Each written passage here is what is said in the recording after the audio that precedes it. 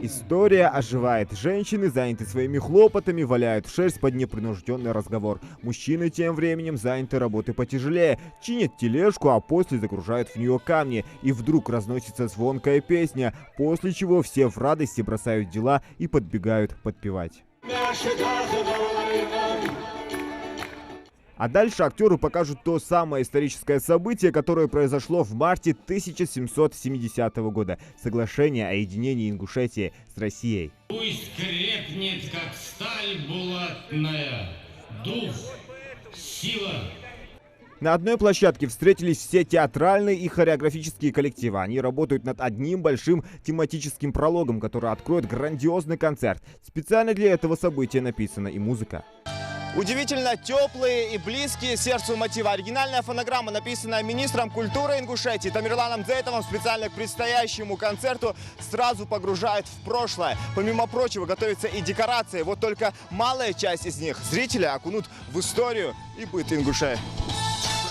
Театральную постановку сменяет искрометный танец хореографов. Джигита оттачивают поступь, а горянки — грациозность. Концерт ожидается грандиозный. Вам очень понравится.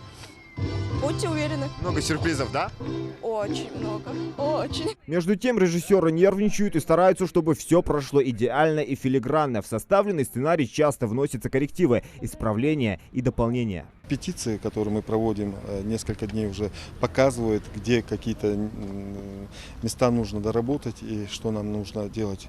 Вот сама картинка показывает и подсказывает. Поэтому сценарий, он не статичный, он все время будет дорабатываться и дополняться. И в текстах своих, и в декорациях, вот во всем мы старались сохранить вот эту стилистику, соответствующую той эпохе. Жителей и гостей республики ждет также выступление всадников, авиашоу и большой концерт с участием лучших артистов, в том числе и звезд российской эстрады, имена которых уже стали известны. Подтвердили свое участие в нашем праздничном концерте Тамара Гверцетели, Григорий Лепс, Сергей Волчков, Диана Анкудинова, Диана Гроссман.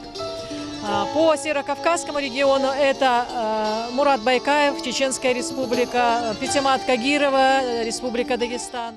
Конечно же, не останутся в стороне лучшие солисты Ингушетии. Репетиции здесь будут проводить до 3 числа, после чего начнутся прогоны на самой площадке, где будут проходить торжества на обновленном центральном стадионе в городе Сунжа. На 10 октября ожидается множество сюрпризов. Зелимхан Калоев, Магомед Белакиев, Умар Газдиев, Новости 24.